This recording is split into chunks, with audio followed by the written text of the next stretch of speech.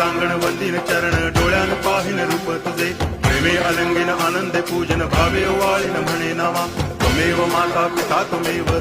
बंधुश्च सखा त्वमेव विद्या तरुणं त्वमेव सर्वं मम देव कायेन वाचा मनसेन्द्रियैर्वा बुद्ध्यात्मना वा प्रकृति स्वभावात् करोमि यद्यत् सकलं परस्मै नारायणाय समर्पयामि अच्युतं केशवं रामनारायणं कृष्णदामोदरं वासुदेवं हरि गिरिधरं माधवं गोपिकावल्लभं जानकीनायकं रामचन्द्रं भजे हरे राम राम